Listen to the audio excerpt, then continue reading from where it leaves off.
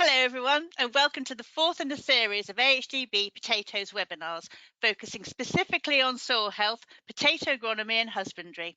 This series encompasses work from the GREATSoils project and the Rotations Partnership project, all of which contribute to developing new approaches to improving and maintaining soil health when growing potatoes.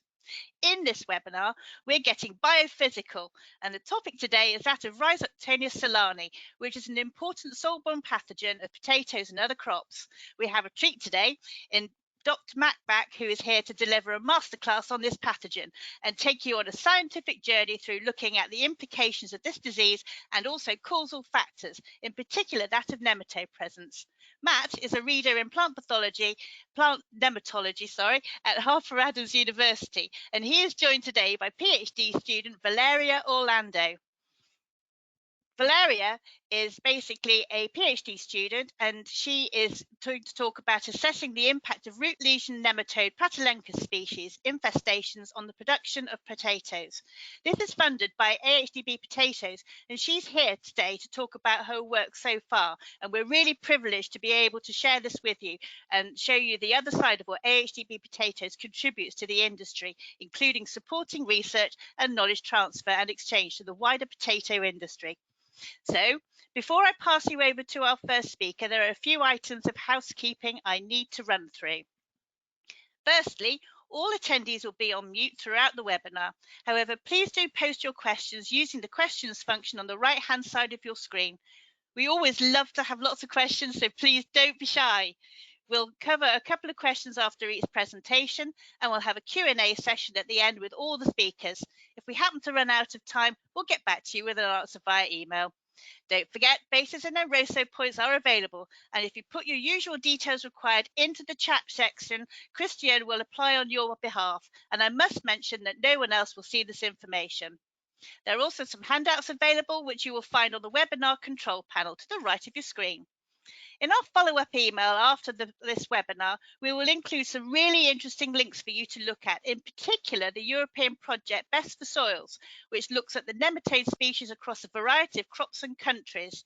And I will also signpost you to the AHDB website tools section, so you can have a look at our new variety comparison tool and the videos we have put together. So keep an eye open for that email, as those two topics are definitely worth looking at. This webinar, as with all our webinars, will be recorded and can be seen again by visiting the AHDB events page on the website. And a link to the recording will be sent around after this webinar. For those of you on Twitter, tweet away using hashtag AHDB, hashtag potatoes, hashtag GREATSoils, and hashtag soils. So, without further ado, I will now hand you over to Matt, who will take you on a journey through the extraordinary world of pathogens and nematodes. Thank you very much, Antonia.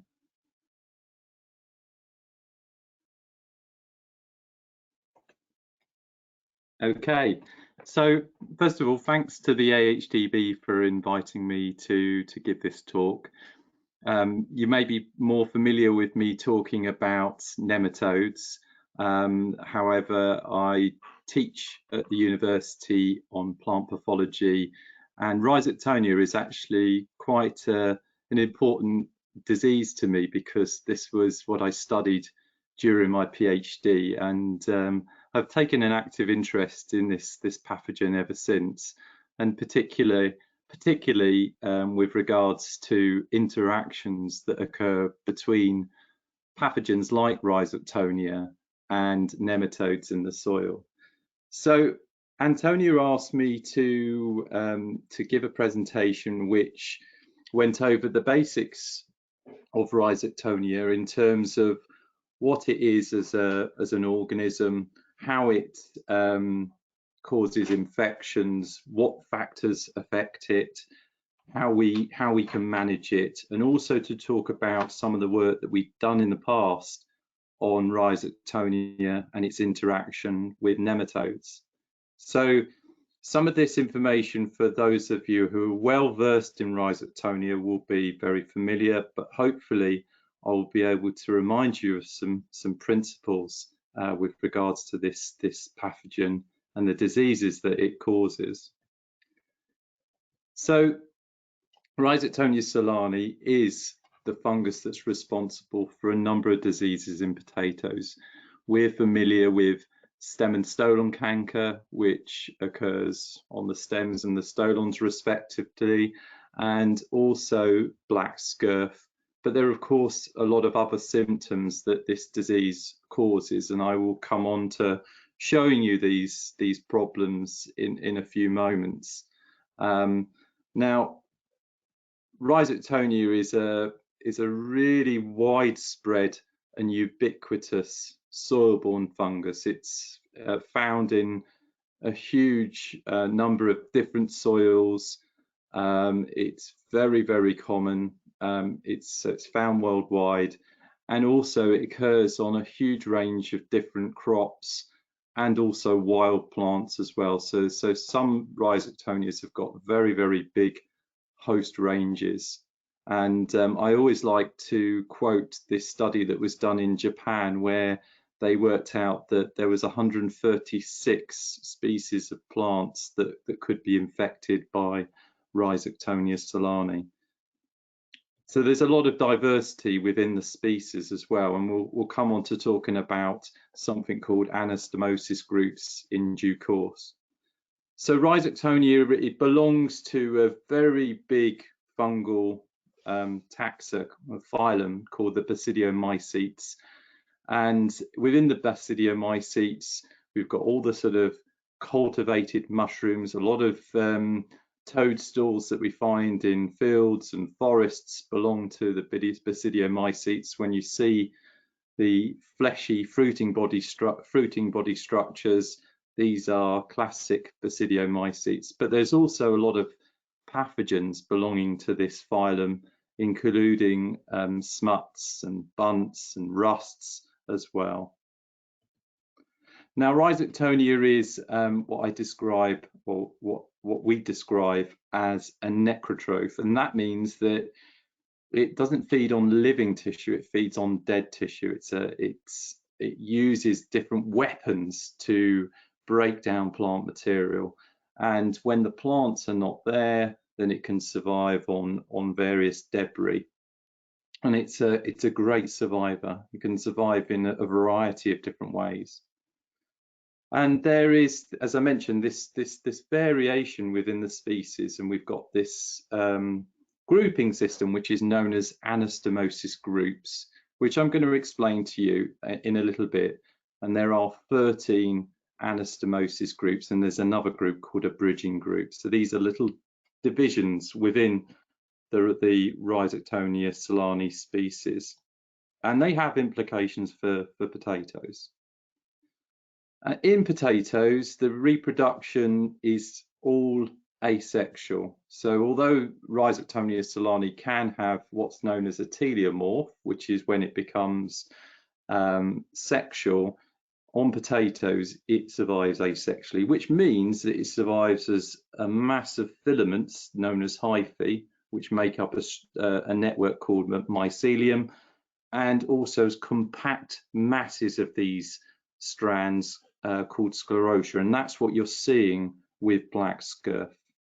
And these are just a few photographs of some of the structures associated with Rhizoctonia. So this is actually the teleomorph. This is where it is in its sexual phase. In actual fact, it has a different Latin name when it's in this stage. And we can see this stage in potatoes. If you've ever noticed potatoes with like a white dusty collar around them, that's associated with Rhizoctonia, and that's the sexual stage. And the spores being produced are called basidiospores, but they don't have actually any effect on the potato crop. They're more important in other types of plants and crops. This is Rhizoctonia growing asexually, so we can see there it's like this is on an agar plate, and we can see it growing as mycelium, and the dark brown structures are the sclerotia. So these are the collections, balls of mycelium, the strands all in tight masses. And those sclerotia allow the fungus to persist on the surface of seed tubers, but also in the soil for a limited period of time. So this is a little bit of a boring photograph really. This is what the hyphae look like. They're brown pigmented and they have this little constriction around where they branch. And if you're really interested in your microbiology, they have a little crosswall which has these pores, and it's known as a dolly pore septa. These are just a few photographs of the variety of different diseases that Rhizoctonia causes. So number one in the top left, this is bare patch, and this occurs in cereals. And these patches can be several meters in diameter. And obviously, as you can see there, it causes stunting, but it also could, when you were to look at the roots of the plant under the ground, you'd see necrosis occurring on the roots and little necrotic root lesions that prune off the roots as well. In the UK, we have a problem called Barley stunt disorder, and that's caused by Rhizoctonia solani. Interestingly, that Rhizoctonia that occurs on the barley can cause the same pruning of roots on potatoes, but very, very few people are aware of that. Number two shows what can happen on sugar beets. So this is another problem. You can cause crown and root rot on sugar beet, and you can lose between 30 and 60% yield loss and quality loss with this problem here. So it causes like a dark decay. And if you have BCN, beet cyst nematode, there can be interactions that occur between the beet cyst nematode and the Rhizoctonia. Number three, just very quickly, shows you a disease on rice, and this is sheaf blight. And obviously this occurs in countries in Asia like Japan, where it causes up to 25% yield loss. In the States it occurs and it causes even higher degrees of yield loss. And these lesions that you can see here on the stem can cause lodging in those plants. And the final photograph which we've got here is a disease called a lettuce bottom rot, and you can see this necrosis that occurs either side of the midrib, and that necrosis can spread onto the upper leaves, and you can get secondary bacteria which can make that disease even worse than you're seeing in that photograph. What about potatoes? Well, we know about stem canker. These are the typical lesions of stem canker. They start soon after the sprouts develop, cause these unsightly brown lesions, and the lesions are penetrating, and they can cause these necrotic collars on the plant, as we can see here. Now those collars can get progressively worse, and they can prune off the stems. Potatoes are very resilient. They produce secondary stems only for them to be then pruned, and you end up with this ridiculous structure whereby the plant is desperate to get to the surface and it's fighting its way through the Rhizoctonia. So by the time it gets to the surface, its healthy neighbour is well established, and you get like a shading effect from that problem. So the diseased plant is affected by the healthy neighbours. Then of course the one symptom that I think is often overestimated is stolon canker. We can see stolon canker here, and this causes the necrosis of the stolons that give rise to the tubers. What this does is we don't necessarily see a reduction in yield, although yield loss has been reported to be up to 30%. What it does do is it affects the marketable fraction of the tubers. So when we get a diseased plant like this, the plants tend to produce larger tubers. So if we had a tuber developing here, this tuber is going to be a lot larger because there's fewer stolons left. These tubers can become principal nutrient sinks, and also we get tiny lateral stolons. We tend to get lots of little tubers. So we get an increase in oversized tubers and an increase in undersized tubers. Our marketable fraction is what's affected by Rhizoctonia.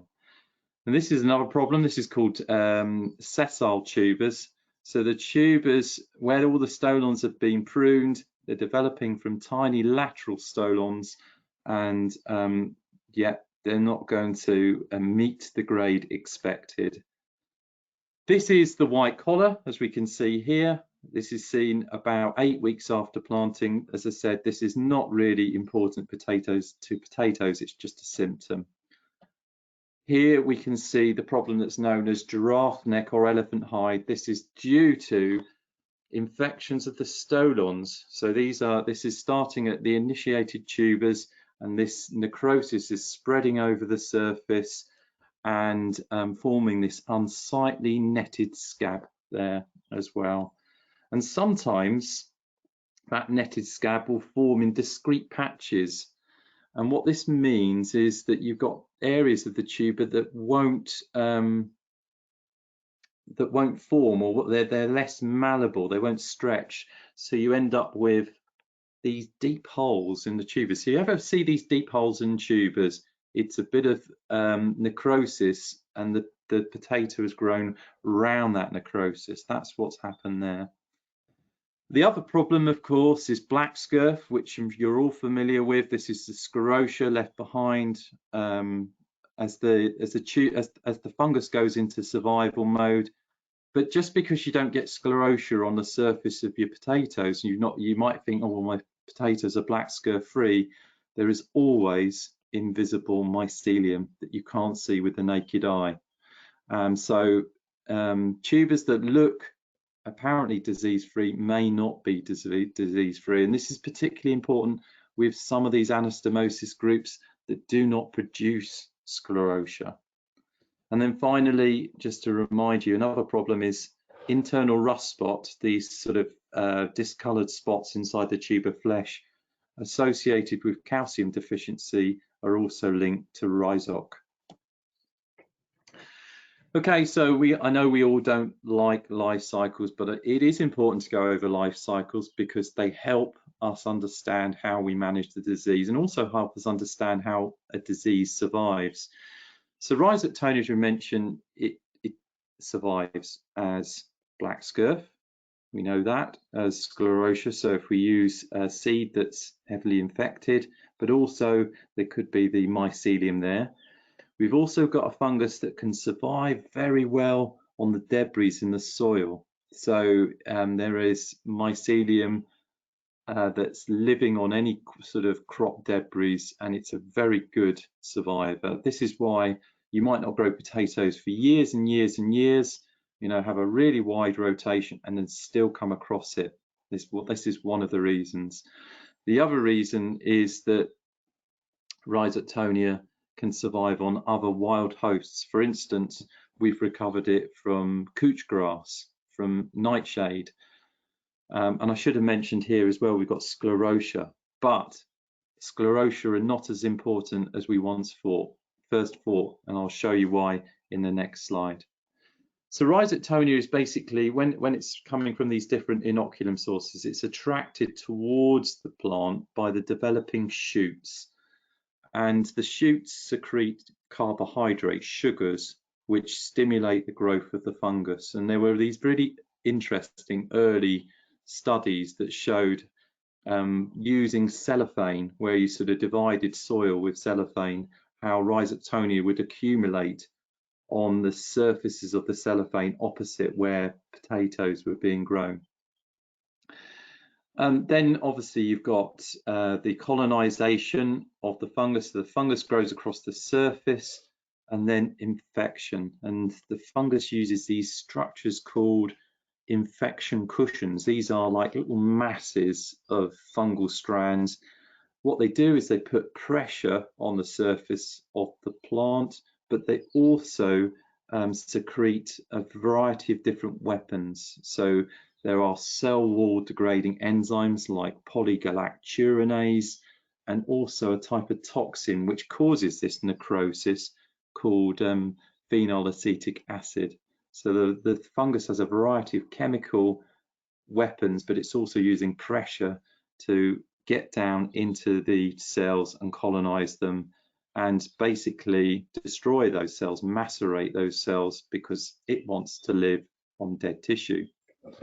And that's when we get our symptoms of stem and stolon canker. Later, we get our white collar, our basidiospores. What about the relationship between stem canker and black scurf? It's limited, it's not so strong. Actually, you can get black scurf without seeing stem canker. Black scurf is stimulated by the decay of the dying haulm. So when the potatoes have been burnt off, as the material under the ground rots, it produces volatile compounds like ethylene, and they stimulate the development of the black scurf on the tubers. This shows us, we once thought that the sclerotia were keeping Rhizoctonia alive for a long period of time. This was a study that was done by Faye Ritchie, published in 2013, and it actually showed that the survival of sclerotia is fairly limited. So this is about after 18 months, and at that stage, only 10 to 35% of the sclerotia were viable. So they're not as persistent as we perhaps originally first thought, and they will lose viability quicker if they're buried deeper in the soil. So the ones that, in her study, she found that the ones that were close to the surface, the top 5 centimeters, surviving longer, and the ones that are deeper would lose their viability far quicker. So you could say that there is something to be said with inversion tillage in terms of burying sclerotia and reducing their viability quicker. But remember that sclerotia are only one form of the fungus in the way it survives. It is surviving in a variety of different ways.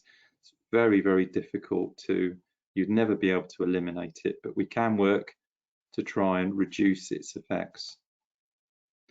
So a question that often comes up is, what's more important? Is it seed-borne or soil-borne inoculum? Is it the material in the soil, or is it the black scurf, the sclerotia on the tubers? And the answer to that is that they're both important, but they have different effects on different diseases. And this really is quite logical, really. This is a paper that was produced in South Africa, but I've seen similar papers for the UK as well. Now, what this shows us is that if we look at the soil for stolon canker, and then we compare that with the tuber-borne inoculum. With stolon canker, the soil-borne inoculum is giving us more disease, and that makes sense to me because the stolons extend out into the soil, and therefore they meet the sclerotia or mycelium in that way. Whereas stem canker, it's the reverse of that, in that it's the tuber-borne inoculum that tends to give more disease, and that's because with the sprouts developing from the tuber, the fungus is literally traveling up the sprout and infecting the stem. So, but you can see that both forms of inoculum cause disease. So, you know, in answer to the question, they are both important, and they both need managing. What about these anastomosis groups then? What's that about? Well, first of all, let me explain what anastomosis is. We mentioned that Rhizoctonia, it forms hyphae like many other fungi, like all fungi produce hyphae.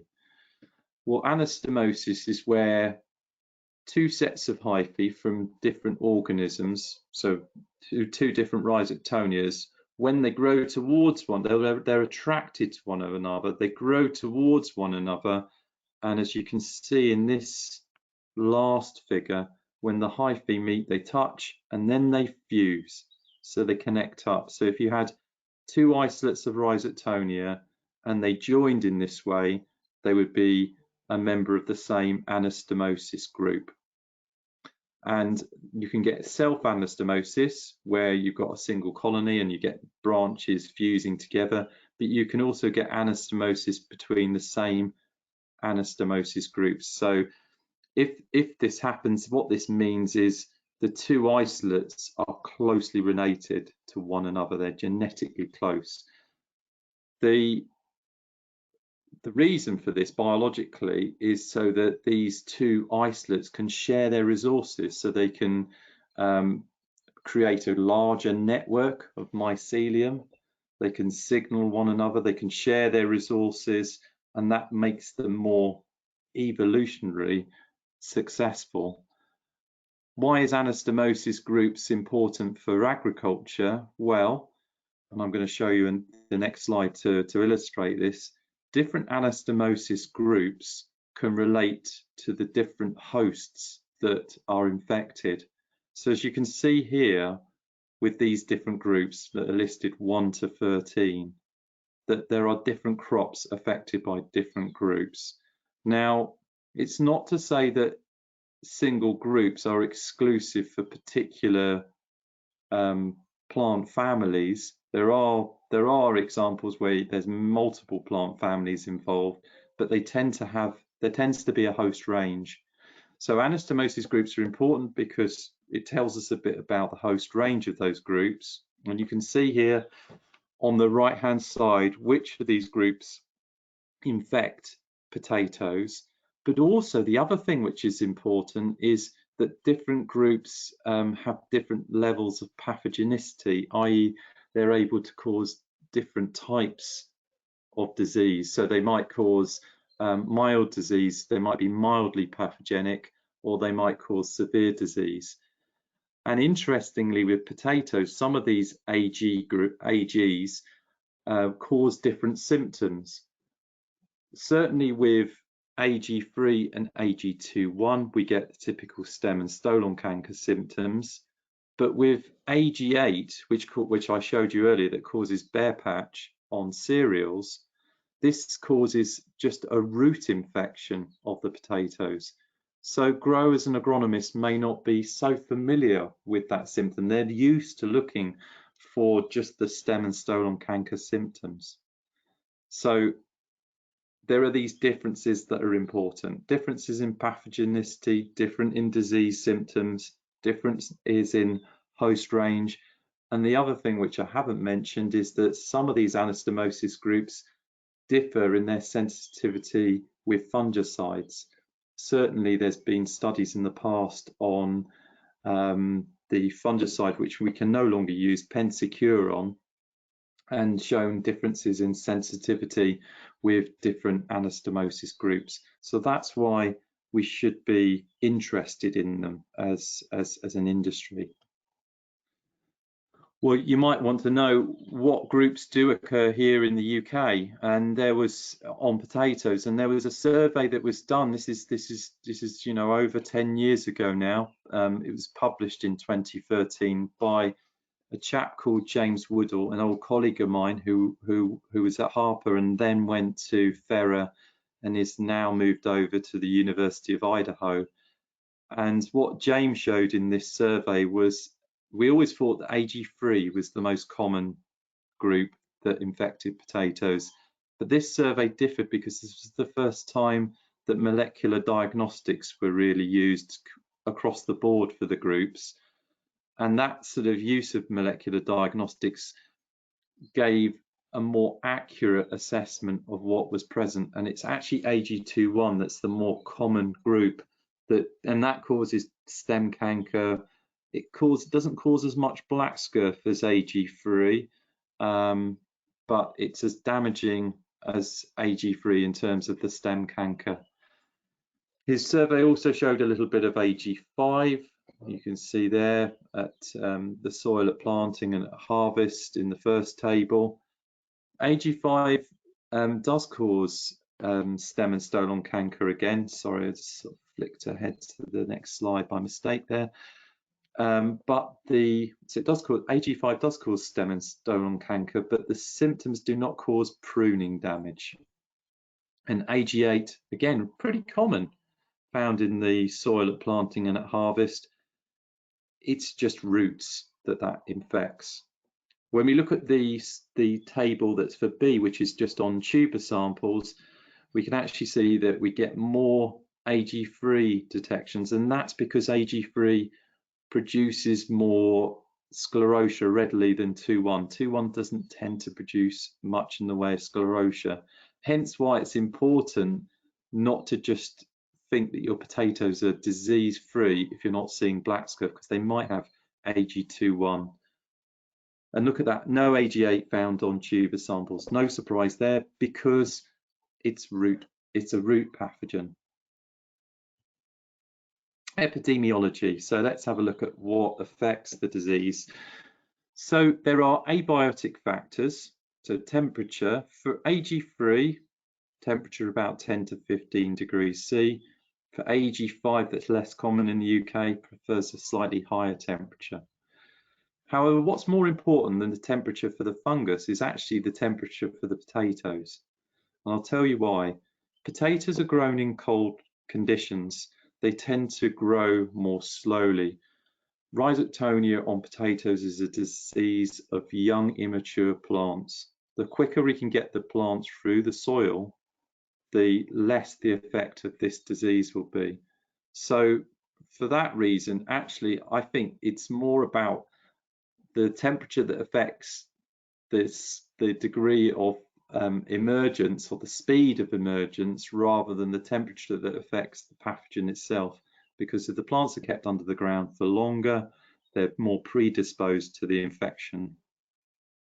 And here's another myth buster.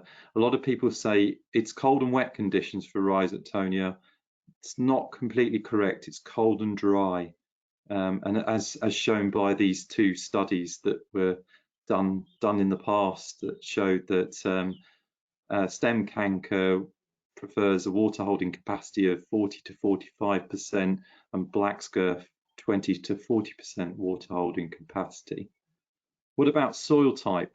Well, there's something else I'm going to talk about with regards to soil type, but soils that form, so sandier soils that tend to form more pores and cracks in the soil, are actually important for Rhizoctonia, because the cracks provide a channel for the fungus to move on. And this was shown by a study done at the University of Cambridge some years ago that showed the importance of these pores and cracks in the soil for the movement of the fungus, growth of the fungus down those cracks. Biotic. So what about biological effects on the disease? Mites and springtails, first of all. So soils that are particularly high in organic matter have these types of creatures. And mites and springtails are fungivorous, meaning that they feed on fungi. So if you've got organic soils and tend to have higher quantities of these mites and springtails, you might get less Rhizoctonia. The other one which I'm going to mention is again a sort of something that was investigated a lot in the past. It's this fungus called Verticillium Bigitatum. So there's a lot of Dutch work that found this fungus that occurs in many of our soils. Is a mycoparasite of Sclerotia and hyphae. So where it's there, it could have effects on reducing Rhizoctonia. And there were quite a few studies that looked into the possibility of using it as a biocontrol. Sadly, a lot of those studies seem to come to an end. Then nematode interactions. Let's look at the next slide. So people often ask with Rhizoctonia, what's the role of plant parasitic nematodes? And there's two nematode genera that I think are important with Rhizoctonia. One on the left-hand side is my old friend, the potato cyst nematode. And then this nematode, which my student Valeria Orlando is going to talk about, called the root-lesion nematode. You can see the damage that root-lesion nematodes cause here on the roots of the potato. They cause this necrosis through the release of digestive enzymes in the roots. So these two nematodes have been cited as being possible partners for increasing Rhizoctonia disease. And it's certainly the case with PCN. That some studies that I've been involved with in the past, we've seen very, very clear problems where you've got Rhizoctonia in the soil and you've got high populations of potato cyst nematode.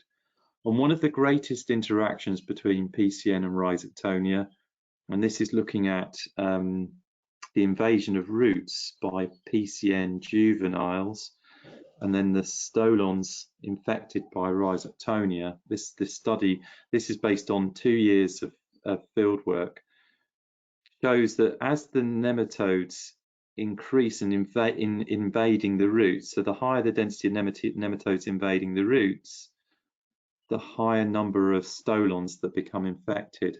And I think that's really important because, as I mentioned, it's the stolon infections which affect the marketable fraction of those potatoes. A question that sometimes follow is okay, so yeah, you can see this increase in stolon infection where you have PCN present.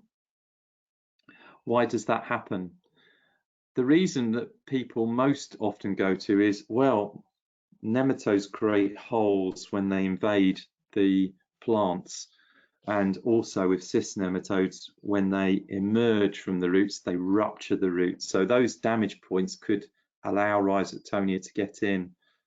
And that was one hypothesis that I had. But actually, I think what's more likely, according to my work, is it's not so much to do with the damage points being entry points, but more to do with the fact that when nematodes, and this I'm talking about PCN, when PCN invades and emerges, it causes damage to cells, which causes leakage of carbohydrates, and carbohydrates attract the fungus to the plant. And this study here that I'm showing you, appreciate it's a complicated, well, there's a lot of data on one slide, but it's showing you the growth of 5 isolates of Rhizoctonia. So the 5 isolates are on the x-axis here, and without giving you all the sort of the details here, this, where the arrows are shown on these bars, this is looking at the growth of the Rhizoctonia in response to agar that's been amended with the leachates from the roots of potatoes that were either uninfested with nematodes or infested with nematodes. And the arrows point to the agar which was amended with root leachates that come from the infested plants. So there's something about those root leachates from the infested plants that makes Rhizoctonia grow faster. And actually, when we did some qualitative analysis of that, we found that there were higher sucrose concentrations in those types of leachates. Again, this falls in line with the known fact that Rhizoctonia works on concentration gradients of carbohydrates. So finally, what I wanted to talk to you about, and I realised that I've talked for perhaps longer than I expected to, is the management of Rhizoctonia. A lot of you know about these management techniques. Of course, we've got seed treatments. We are running down on the number of seed treatments. To my mind, we've only got 2 now, flutolenil and fludeoxonil. So useful treatments for treating black scurf and preventing against stem canker. Soil treatment, we've got Amastar, which of course has the benefit of affecting other soil-borne pathogens like Helminthosporium that causes silver scurf and black dot. Faster emergence, talking about what can we do to speed up those plants. Simple strategies like, if the weather is cold, plant a little bit later if possible. If you're planting into cold, dry seed beds, you're going to run the risk that your potatoes are going to emerge more slowly, and as they're under the ground longer, they're going to get more infected by Rhizoctonia. So chitting or planting later is better where you've got a field history of Rhizoctonia.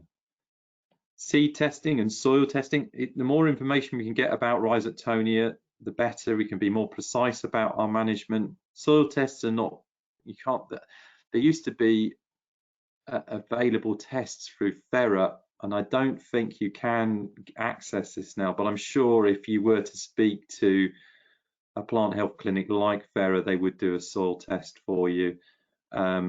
but you certainly can do seed tests, but just be careful with just visual assessments because of that invisible AG21.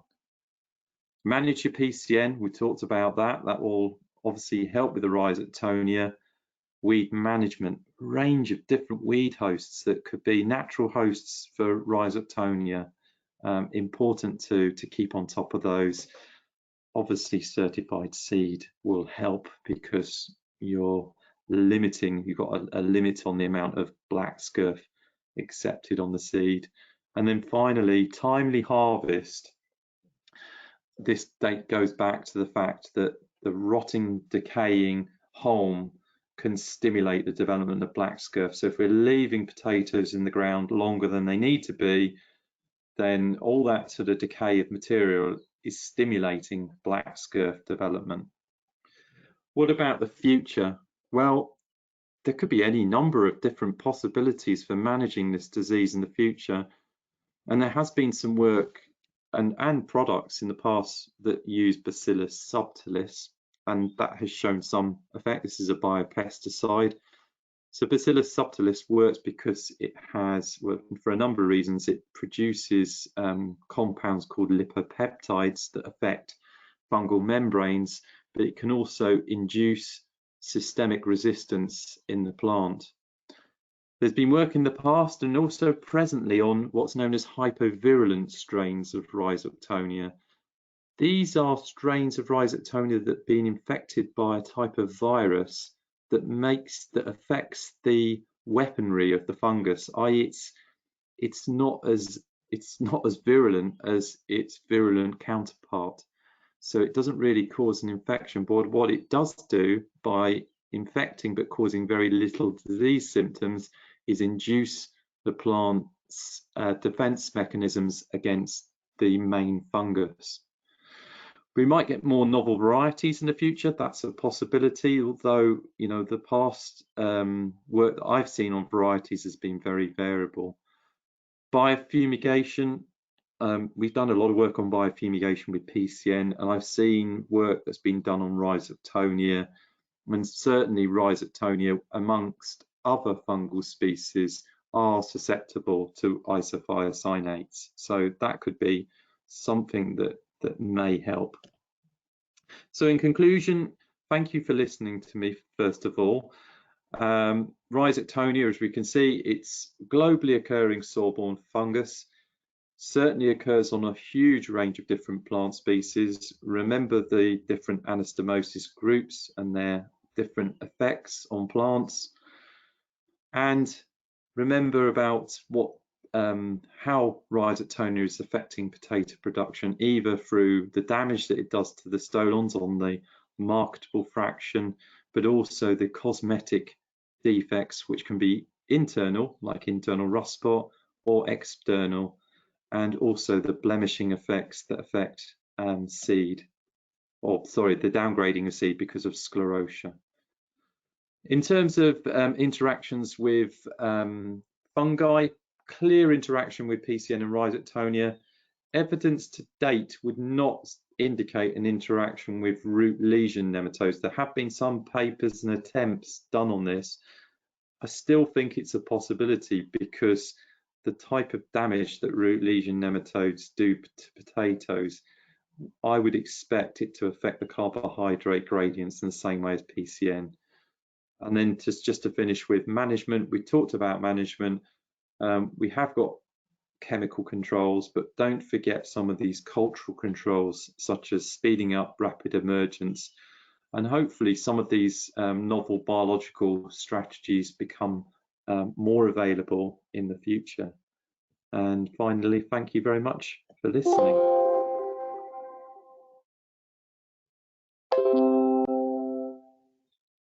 I'll just stop sharing. Thank you very much, Matt. That was so exciting, so interesting. I could listen to hours on this topic. I just have a few questions for you before we hand over to Valeria. And basically, We've also got a number of questions coming in on cover crops as well. So I will probably leave those towards the end because that links in very nicely with what happens next. But there's one question here that's come in from Andrew Watts, and that's basically, do we understand why AS21 only sometimes causes severe disease on tubers?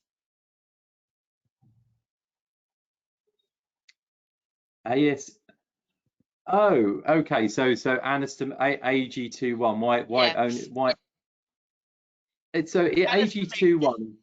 Yeah. So AG21 is more of a problem of stems and stolons rather than black scurf. So it's AG3 that tends to cause more black scurf than 21.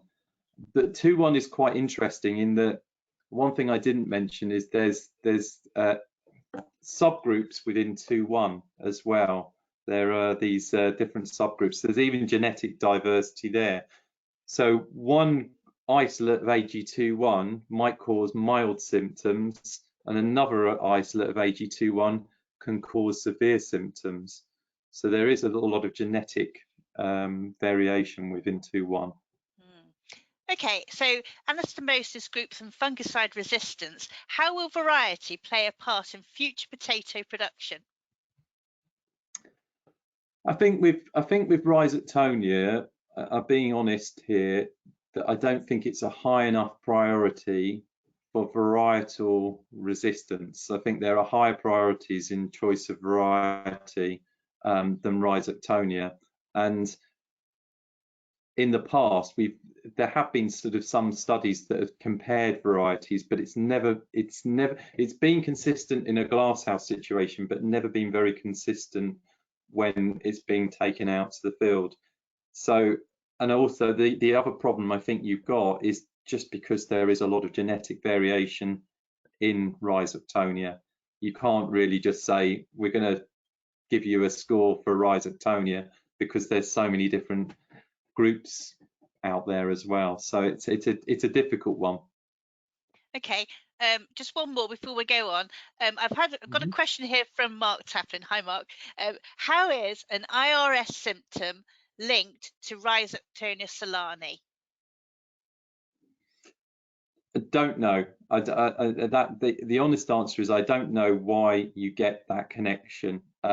It could be to do with the fact that the Rhizoctonia infection has some effect on calcium, perhaps. But it is just a connection, and actually perhaps something that we as an industry have noticed that we often find where we've got heavy stem and stolon canker, we get more internal rust spot. So yeah, I can't give an answer to that one, unfortunately. No, that's fine. Yeah. Great. Well, as I say, we've got plenty of questions coming in, so I'm very conscious of time here. So I'm going to move you over now onto Valeria Orlando, who's our PhD student, who's going to talk about her new studies. Over to you. Thank you very much. Thanks for this invitation. And today I present part of my PhD that was funded by AHDB potatoes, and is about the detection and the distribution of root-lesion nematodes in England and Scotland on potato fields. I will give a brief introduction on the infection and symptoms of root-lesion nematodes on potato, the objective, that is the survey on potato fields, and then material and methods, results, conclusion, and some implications. Root-lesion nematodes are migratory endoparasitic nematodes with a wider host range, including potatoes. They can affect, they have impact on potatoes. The main species that are reported to be associated with potatoes are Pratylencus penetrans, that is the most damaging reported in literature, Pratylencus crenatus, neglectus, aleni, scribneri, and thornei. What the root-lesion nematode does in potato? Basically, in the soil we found juvenile and adults that are in the soil, and they can migrate and go in the roots and start to enter and feed in the roots.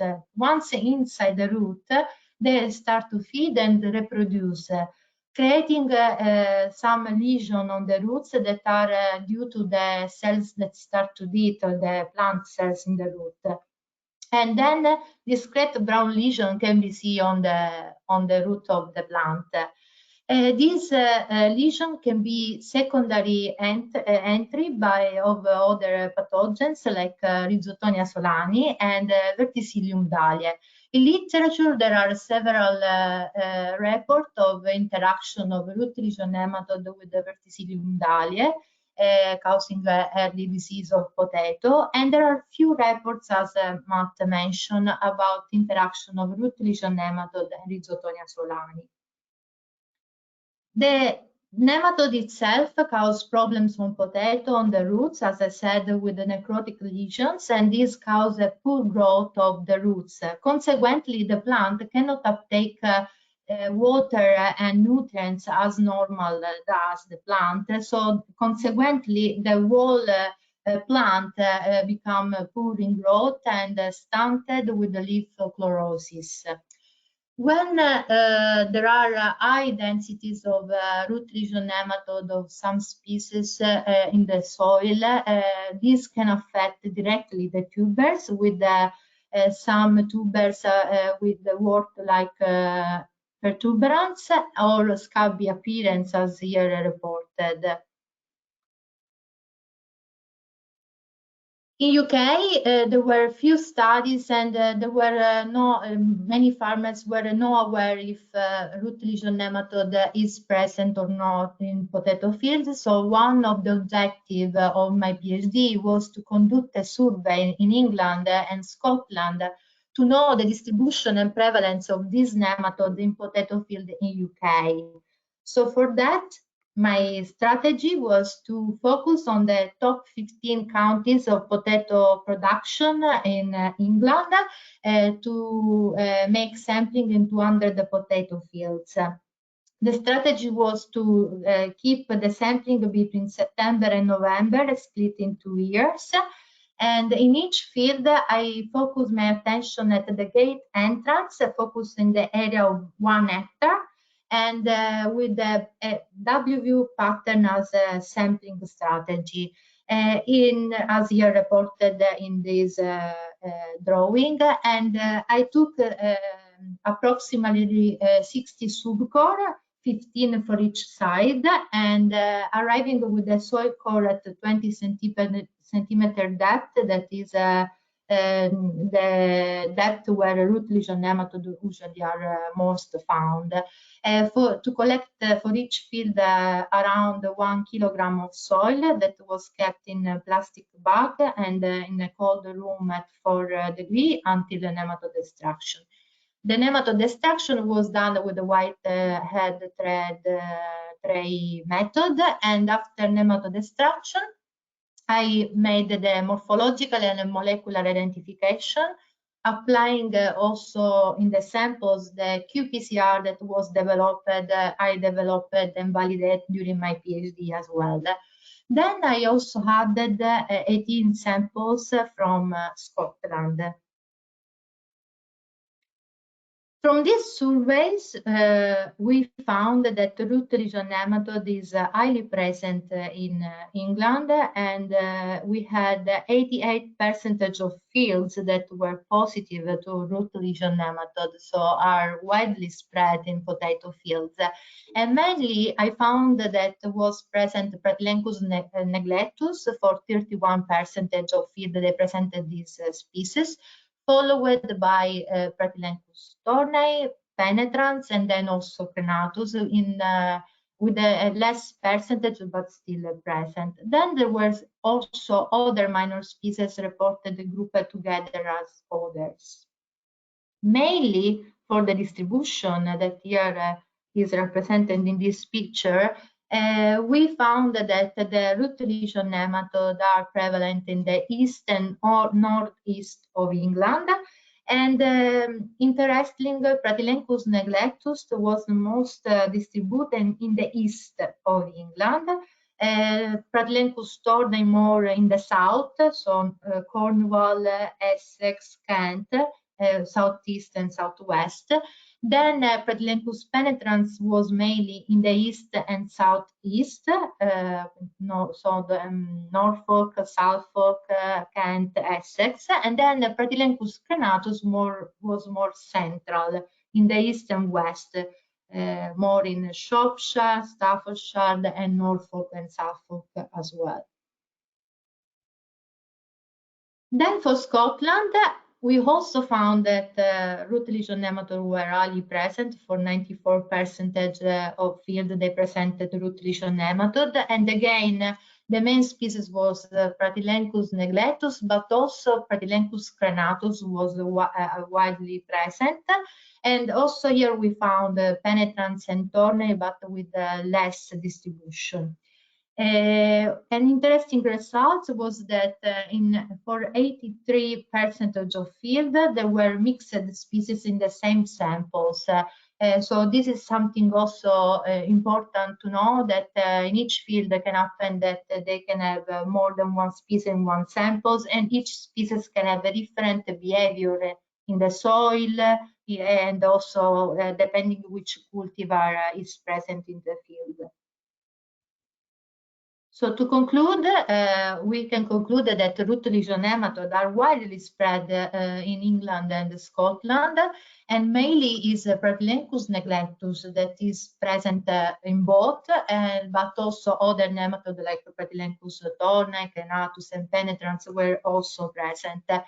It's important to know the species because, for example, Pratylencus penetrans is the most damaging species reported in the literature, and the MAGE thresholds are on potato are reported to be 1-2 nematogram soil, but this can vary depending on the species, the soil type, the cultivar, and also the biotic factor. So it's important to know which species is present to understand more which could be the behavior of each species. And that's why it's important also to know, to test the soil, to know if this genus is present, and the densities, because depending if they are low densities or high densities, this can determine the different strategies that can be applied in the field. And to know the presence of root lesion nematode is important because, as I said, itself can be a problem from potato, but also because it's involved with other pathogens. With the Rhizoctonia solani, there are still some research to do and studies to investigate, but with the Verticillium there are more. So it's important to know if this nematode is in the field or not. And generally, for the management, as any other nematodes, would be the aim to reduce the initial population densities in the field and minimize the reproduction of this nematode during the growing season. For that, there are a combination of different methods that can be used, but I understand that sometimes it's difficult. For example, one would be nematicides, and there are some limitation and restriction now even more. Crop rotation, is also an option, but for root lesion nematode is difficult because some plant that are in rotation with the potato are good plant for host plant for root lesion nematode. There are some reports in North America about forage per millet that was a promising method to use, or also tagetes species as cover crops, and biofumigation with the brassica crops would be something that would be interested to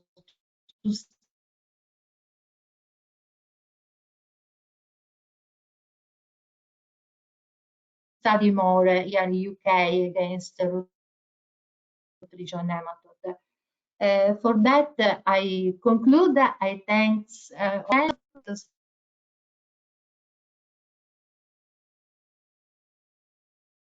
for funding my PhD. all the scientists that helped me during my PhD for the sampling January FERA. So now I'm molecular scientist in nematology team at FERA Science. So thank you. Oh, thank you, Valeria. That was absolutely fantastic. If we could bring all our speakers back in now, because we've got a number of questions to actually cover off in this section. Is Matt with us? Ah, there you are. Hiya. Right. Hi. Okay then. So we'll kick off with one, and it's based around organic matter actually. So it says, with the ever increasing pressure to increase organic matter in soils, are we likely to see an increase in Rhizoctonia with organic matter technically sort of acting as the host for it? That's a really interesting question, actually. That's what I thought. It is. On one hand, you could say more substrate for the fungus, having more organic matter, so that may aid its survival. But on the other hand, if you're adding more organic matter to the soil, you're also providing a substrate for other microorganisms. I mentioned Verticillium Bigitatum, but there are other suppressive members of the community in the soil that could actually, if we are adding more organic matter, we could be creating more of a suppressive soil to problems like Rhizoctonia. And don't forget that point I mentioned about organic matter and organisms like mites and springtails that are fungivorous or fungivagus. So yeah, it's the balance there that on one hand, yes, it could provide a substrate for Rhizoctonia, but on the other hand, you may see that soils could become more suppressive.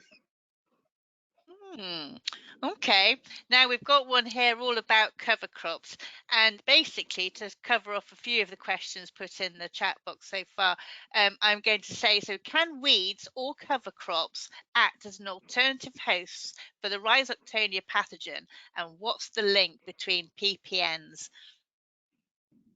Okay, so cover crops and weeds could definitely act as alternative hosts for some types of Rhizoctonia, some of the groups out there, that's for sure. But let's also remember that there are cover crops and there are cover crops. It depends what type you have. Some of these cover crop species may be allelopathic, or they may be, in other words, they may be secreting compounds that reduce Rhizoctonia. And of course, if you're talking about cover crops that include biofumigants, we know there's lots of work on biofumigants that have shown that they will reduce Rhizoctonia populations. So it just depends on the types of cover crops that are being grown, the anastomosis groups of Rhizoctonia that are present, on what's going to happen at the end of the day.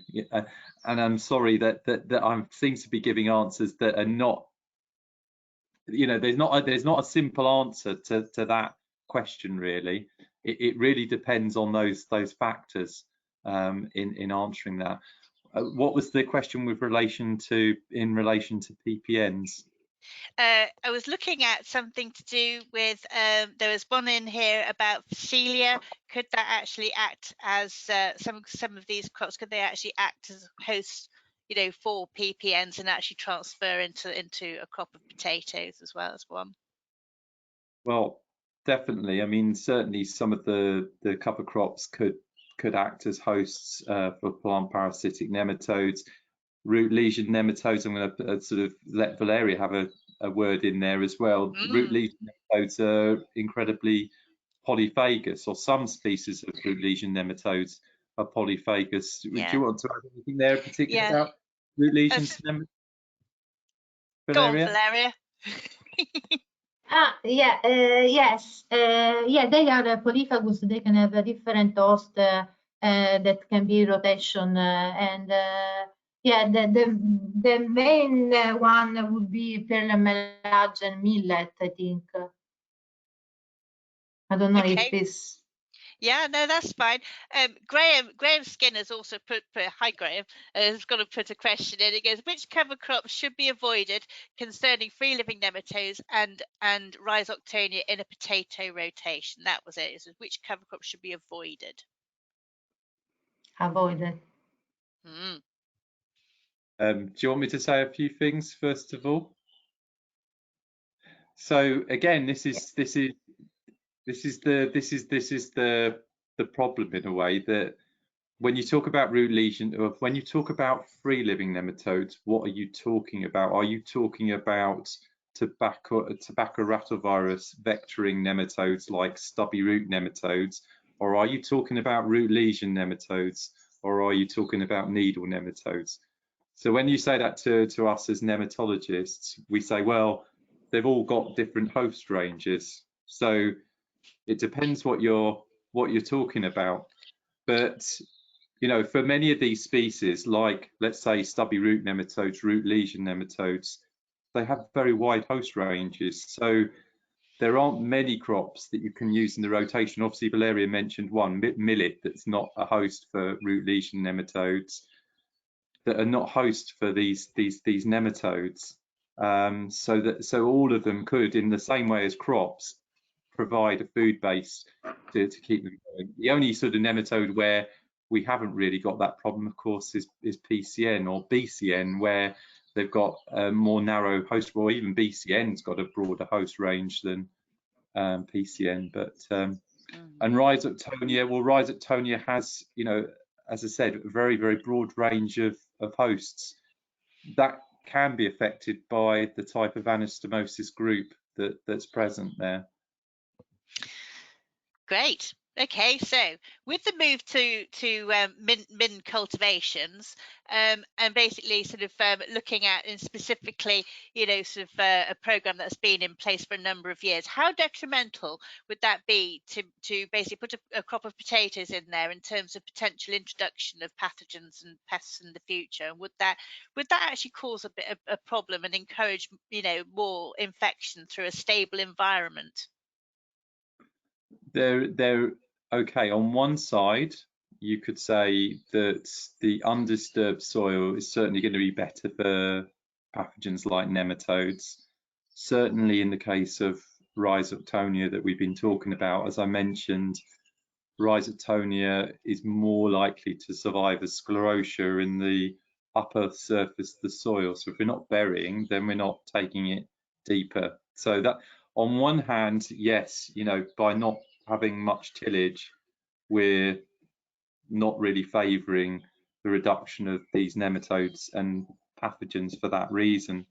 But then on the other hand, one could say that you've got the benefit of the fact that if the soil is undisturbed, then you've got build up of communities that can become more suppressive. And if we've got more diverse rotations, there was an interesting study, for example, I can quote, where it looked at a monoculture situation versus a situation where the cropping rotation was very varied, and they were trying to identify a gene associated with bacteria that produced a toxin that suppressed plant pathogens. And this gene was found more because the bacteria were more abundant where the rotation was more diverse. It was a gene called pyrrolonitrine, which is a toxin that affects pathogens in the soil. So again, you can take both sides with that. You can say, yeah, you know, the undisturbed situation is not good for the reasons I mentioned, but on the other hand, you're not disturbing the soil, so you're allowing that suppressive environment to build up. And the other thing as well, of course, it's an undisturbed situation is better for plant vigor. And one of the old-fashioned ways of dealing with disease is to make sure that your plant is vigorous in its growth, that it has the right amount of nutrients and so on. So a healthy root system equates to a better defended plant. So I can argue with it both ways round in that scenario. That's interesting. Yeah, I'll always give you a balanced view on both sides. We can't. It's very difficult to just broad brush and just say, you know, cover crops are bad for nematodes and pathogens. I'm sure there are examples where that is the case, but there's also examples where cover crops may be having beneficial effects on reducing them. It's just about being precise and accurate about the combinations. Great stuff. So that's kind of quite leading, actually, in terms of sort of looking at planting depths, I suppose. You know, when it comes to actually dealing with this disease, you know, how deep do you go? You know, or what's the problem, you know, that you can have if you actually sort of plant too shallow, other than the obvious ones of planting too shallow. But you know, would that actually have a detrimental effect? Yeah, I would always. It sounds like a very conservative answer. I would say plant at an optimal depth, a standard planting depth. If you plant too deep, then obviously there's a higher risk because the plant will take longer to come up and it's more predisposed to infections. And if you plant too shallow, then there's the risk that if it is damaged, then the stolons that are surviving are near the surface and you get more green tubers. So plant at an optimal depth of 15 centimetres. Right. Okay. We've got a question here from Harry Rayleigh, and he says, Matthew, how would it be best to approach the decision to use a seed treatment for Rhizoctonia if you haven't seen symptoms for a few seasons? Having used seed treatments across the board in the past, worth the risk of not treating? Ooh.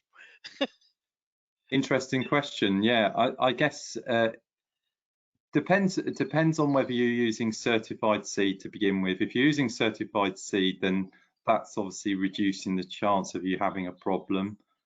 If you're using your saved seed, then have it tested. But my advice would be make sure there's a microscopic test as well as a macroscopic assessment in there as well. Okay. So, you could, you know, you might not have a history, you may have been lucky, but if you know you have a lot of seed that's perhaps saved and you have got a problem and you think because there's no black scurf there's no issue, you could unfortunately fall foul of that. Lovely. All right. Ooh, the Ruben's just put one in as well, and this Oh, basically says, "Hi, Ruben." Not Ruben, no. If you had seed tuber-borne verticillium, would RLN be required for this to be spread to new plants and otherwise verticillium clean land? Well, I'll let Valeria have a go at that one first of all. Can you repeat, please, the question? Sorry, I didn't get. Yes, of course. No, here we go. Sorry.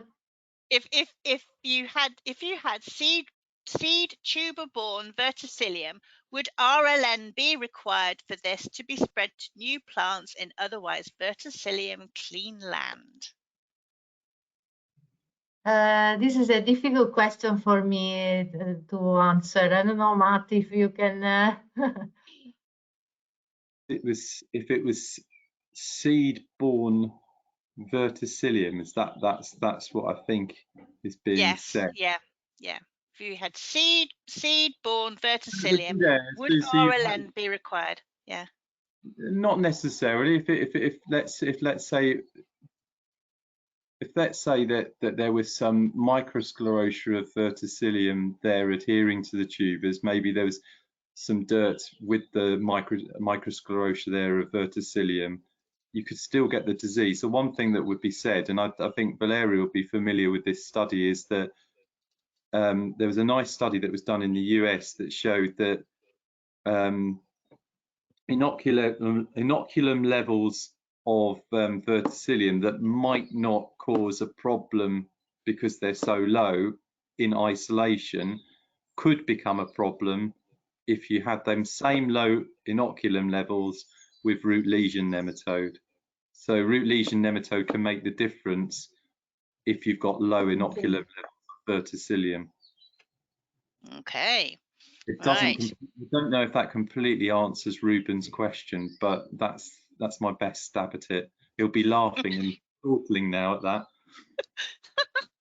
Well, we've got another one for you, but it's not from Ruben. This is from Arvinder Singh, and basically he's asking, which AG group is responsible for tuber cracking? Is it particular to one AG group? I would say that it's most commonly AG3 and AG2-1. Because you can pretty much discount AG8 because it's the roots, as I mentioned. AG5 tends to cause more lighter symptoms on the stems and stolons, so it's not very common. So most of your tuber cracking is to do with 3 and 2-1. Okay, we've got one more come through here, and this is basically all about James Woodall's work. I remember him. I actually watched his presentation at Idaho a few weeks ago. It was very good. So yeah, I enjoyed it. So here we go. It says here, James Woodall's work confirmed the link with elephant hide, but at the time I recall that for it to become significant, the plant first had to be heavily infected with stolon canker. Do we understand why this is? There is a knowledge gap here that needs to be filled if growers are to protect crops better. Would you mind, can you go back to my presentation at all, and I'll show you a photograph. I'll show you that photograph again on, would that be possible? Can I share my screen? Yeah, I think so.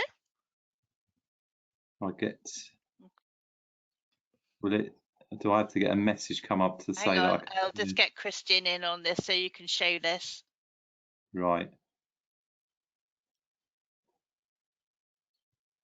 You got it? There we are. Yeah, right. This is the deal with netted scab.